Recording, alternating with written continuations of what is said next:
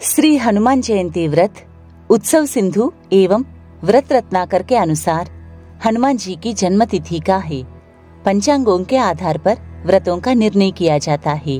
उनमें हनुमान जी की जन्म तिथि को लेकर मतभेद है। किसी में हनुमान जयंती की तिथि कार्तिक कृष्ण चतुर्दशी है और किसी में चैत्र शुक्ल पूर्णिमा है। प्रत्येक देवता की जन्मतिथि एक होती है, परंतु हनुमान जी की दो मनाई जाती है। इस विषय में ग्रंथों में दोनों के ही उल्लेख मिलते हैं, पर इनके कारणों में भिन्नता है।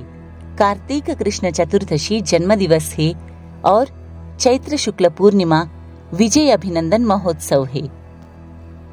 उत्सव सिंधु के अनुसार ऊर्जस्य चाक्षिते पक्षे स्वात्याम भौमे कपीश्वरः मेष लग्ने अंजनी गर्भात् शिव प्रादुर्भूत स्वयं।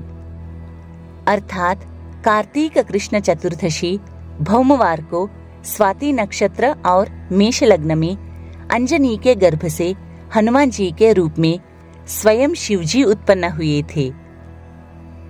व्रत रत्नाकर के अनुसार कार्तिकस्यासिते पक्षे भूतायां च महानिशि भौमवारे अंजना देवी हनुमंतमजी जनत।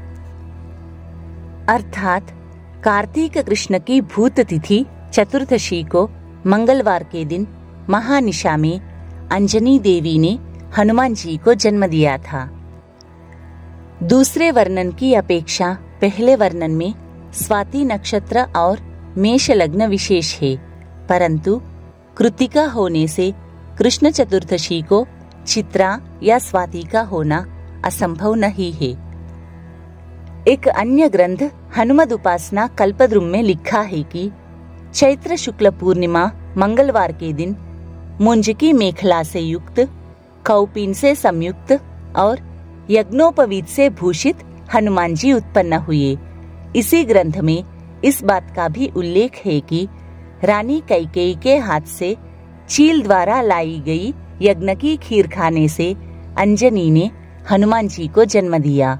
किंतु रामचरित्र के अन्वेषण में वाल्मीकि रामायण सर्वाधिक मान्य ग्रंथ है। उसमें पूर्ण रूप से हनुमान जी की जन्म कथा लिखी गई है। उस कथा से ज्ञात होता है कि अंजनी के उदर से हनुमान जी उत्पन्न हुए।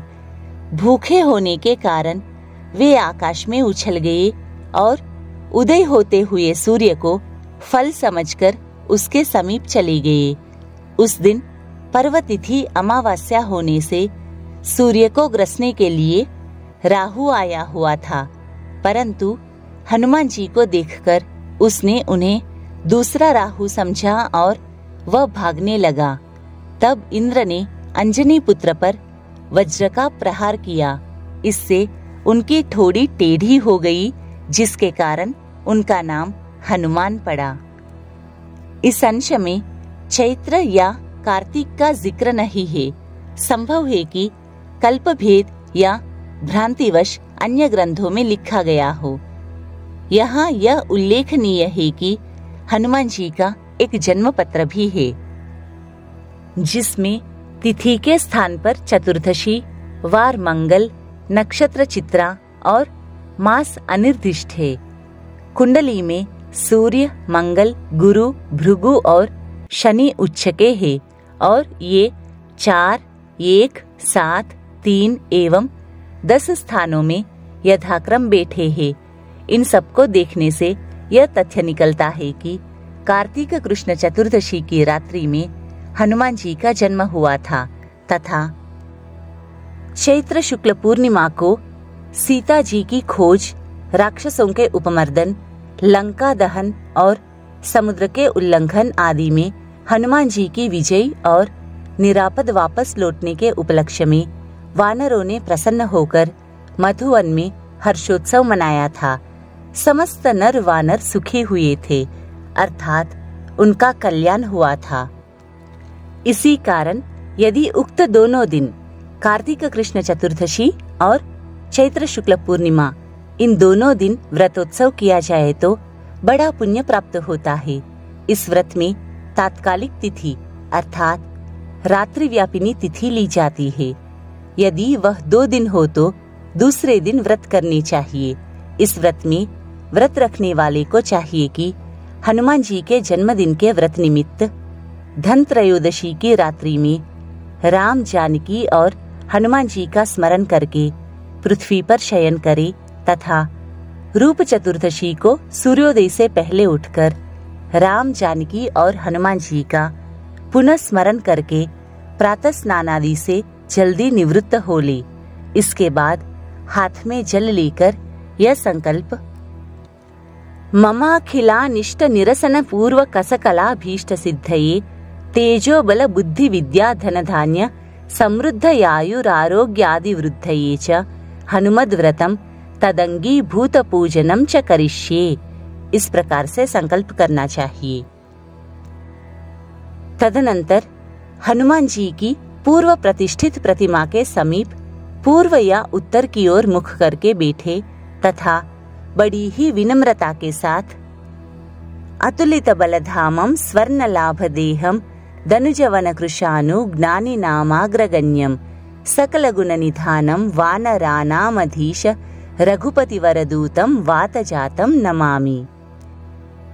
इस प्रकार प्रार्थना करनी चाहिए और हनुमान जी का विधि अनुसार पूजन करना चाहिए। यदि पास में कोई नदी हो तो स्नान के लिए उसका जल लेना चाहिए, अन्यथा कुएं का जल जिसमें गंगा जल मिला हो स्नान के लिए वह जल लेना चाहिए।